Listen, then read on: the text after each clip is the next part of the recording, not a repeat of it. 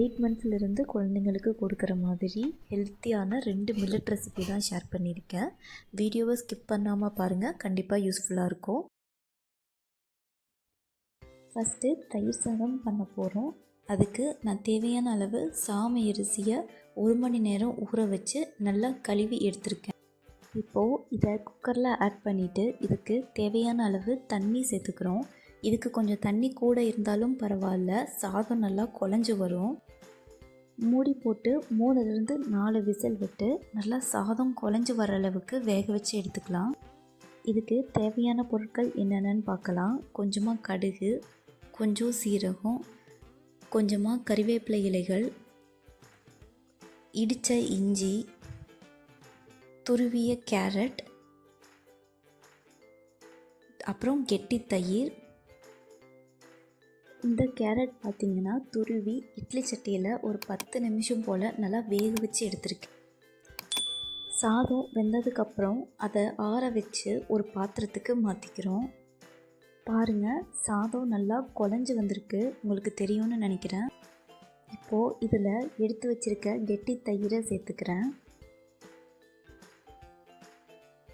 கூடவே துருவி வேக வச்சுருக்க கேரட்டையும் சேர்த்து நல்லா கலந்து விட்டுக்கிறேன். இந்த மாதிரி தயிர், கேரட் எல்லாமே நல்லா மிக்ஸ் ஆகிற அளவுக்கு கலந்து விட்டுக்கோங்க. சாதம் நல்லா குழஞ்சிருந்ததுன்னா மிக்ஸ் பண்ணும்போதே உங்களுக்கு இந்த மாதிரி க்ரீமியாக கிடைக்கும். தேவைப்பட்டால் நீங்கள் கொஞ்சம் தண்ணியும் ஆட் பண்ணிக்கலாம். இப்போது அடுப்பில் சின்னதாக ஒரு பேன் வச்சு அதில் கொஞ்சோண்டு ஆயில் ஆட் பண்ணி அதில் சீரகம், கடுகு ரெண்டையும் போட்டு நல்லா பொரிய விடுறோம். அதுக்கப்புறம் கொஞ்சமாக கறிவேப்பிலை இலைகள் இதையும் சேர்த்து நல்லா வதக்கி விடணும். அதுக்கப்புறம் இடித்து வச்ச இஞ்சி இதையும் சேர்த்து நல்லா கலந்து விடுறேன். வாசனைக்காக கொஞ்சமாக நான் கொத்தமல்லி இலைகள் சேர்த்துக்கிறேன். இது நல்லா வதங்கணும். இந்த தாளிப்பை இப்போது கலந்து வச்சுருக்க தயிர் சாதத்தில் ஆட் பண்ணி நல்லா கலந்து விட்டுக்கோங்க. தாளித்தது எல்லாத்தையுமே இப்போ இந்த தயிர் சாதத்தை கூட ஆட் பண்ணி நல்லா கலந்து விட்டுக்கோங்க.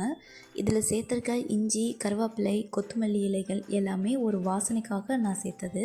இது உங்களுக்கு வேண்டாம்னா ஸ்கிப் பண்ணிவிட்டு சீரகம், கடுகு மட்டும் போட்டு தாளிச்சுக்கோங்க. 1 வயசுக்கும் கீழே இருக்க குழந்தைங்களுக்கு இந்த இஞ்சி எல்லாத்தையுமே எடுத்துகிட்டு சர்வ் பண்ணுங்கள். பாருங்கள், இப்போ க்ரீமியாக சிறுதானிய தயிர் சாதம் ரெடி ஆயிடுச்சு. அடுத்து சிறுதானிய தேங்காய்பால் சாதம். இதுக்கு தேவையான பொருட்கள் என்னென்னு பார்த்துடலாம். கொஞ்சமாக சோம்பு, ஏலக்காய், சின்ன துண்டு பிரிஞ்சி இலை, இடித்த இஞ்சி, பூண்டு, கொத்தமல்லி இலைகள், பொடியாக நறுக்கின பெரிய வெங்காயம், வாசனைக்காக புதினா, பச்சை பட்டாணி, கேரட், அப்புறம் கொஞ்சமாக பீன்ஸ், அப்புறம் பொடியாக நறுக்கின தக்காளி, 3/4 கப் அளவுக்கு தேங்காய்பால். இதுக்கும் நான் சாமை அரிசியை நல்லா ஊற வச்சு கழுவி எடுத்திருக்கேன். அடுப்பில் ஒரு குக்கர் வச்சு அது சூடானதும் அதில் கொஞ்சமாக நெய் ஆட் பண்ணிக்கிறேன். சின்ன துண்டு பிரிஞ்சி இலை ஆட் பண்ணிக்கிறேன். அது கூடவே ஏலக்காய், சோம்பு இது எல்லாத்தையும் சேர்த்து நல்லா பொரிய விட்டுக்கிறேன். இது எல்லாமே பொரிஞ்சதுக்கப்புறம் நான் பொடியாக கட் பண்ண பெரிய வெங்காயத்தையும் ஆட் பண்ணி கொஞ்ச நேரம் நல்லா வதக்கிக்கிறேன். இதில் சேர்த்துருக்க பிரிஞ்சி இலை, ஏலக்காய் எல்லாமே வாசனைக்காக சேர்த்துக்கிட்டது. குழந்தைக்கு ஊட்டும்போது இது எல்லாத்தையும் எடுத்துகிட்டு ஊட்டுங்க. இப்போது இதில் இடித்த இஞ்சி பூண்டு பேஸ்ட்டையும் நான் ஆட் பண்ணி கொஞ்ச நேரம் தாளிச்சுக்கிறேன். இப்போது இது கூட கட் பண்ணி வச்சுருக்க தக்காளியும் சேர்த்து நல்லா வதக்கிக்கிறேன். தக்காளி இந்த அளவுக்கு வதங்கினதுக்கப்புறம் இதில் பொடியாக கட் பண்ணி வச்சுருக்க புதினா இலைகளையும் நான் ஆட் பண்ணி ஒரு 2 நிமிஷத்துக்கு தாளிச்சுக்கிறேன். இதில் கட் பண்ணி வச்சுருக்க காய்கறிகளை ஆட் பண்ணிக்கிறேன். இதையும் ஒரு 2 நிமிஷத்துக்கு நல்லா வதக்கி விடுங்க. ஆட் பண்ணியிருக்க வெஜிடபிள்ஸ் எல்லாமே நல்லா வதங்கினதுக்கப்புறம் அதில் தேங்காய் பால் ஆட் பண்ணிக்கோங்க. நான் அதை வீடியோ எடுக்க மறந்துட்டேன். நான் அரை மூடி தேங்காயிலிருந்து 3/4 கப் அளவுக்கு தேங்காய் பால் எடுத்து வச்சுருக்கேன். இந்த சாதம் பார்த்திங்கன்னா ரொம்பவே டேஸ்ட்டாக இருக்கும். அதனால குழந்தைங்க வேண்டான்னு சொல்கிறதுக்கு வாய்ப்பே இல்லை. பாருங்கள், நல்லா கொதிச்சிருச்சு.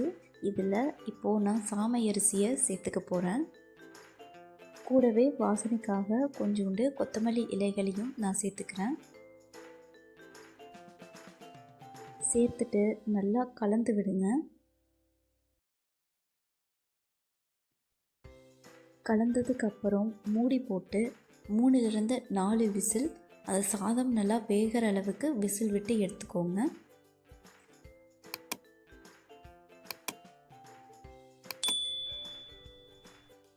பாருங்கள், ஹெல்த்தியான சிறுதானிய தேங்காய்பால் சாதம் ரெடி. சம்மருக்கு நம்ம அதிகமாக எடுத்துக்க வேண்டிய பொருள் என்னென்னு பார்த்தீங்கன்னா அது தயிர் தான். நம்ம தயிர் வச்சு செஞ்சுருக்க சிறுதானிய தயிர் சாதம் ரொம்பவே டேஸ்ட்டாக இருக்கும். கூடவே ரொம்பவே ஹெல்த்தியானது. கண்டிப்பாக குழந்தைங்களோட உணவு பட்டியலில் சேர்த்துக்கோங்க. அடுத்து தேங்காய்பால். தாய்ப்பாலுக்கு நிகரான ஊட்டச்சத்துக்கள் உள்ளது தான் தேங்காய்பால். தேங்காயில் நிறைய ஆன்டி ஆக்சிடென்ட்ஸ் இருக்குது. அது குழந்தைங்களோட வெயிட் கெயினுக்கு ரொம்பவே ஹெல்ப் பண்ணும். அது போக எலும்பு வலுவாகிறதுக்கும் தேங்காய்பால் ஹெல்ப் பண்ணும். கண்டிப்பாக இந்த 2 ரெசிபீஸுமே உங்களுக்கு பிடிச்சிருக்குன்னு நினைக்கிறேன். இன்னும் இந்த மாதிரி ஹெல்த்தியான ரெசிபீஸ் சேனலில் அப்லோட் பண்ணுவேன். கண்டிப்பாக சேனலை சப்ஸ்கிரைப் பண்ணி வச்சுக்கோங்க.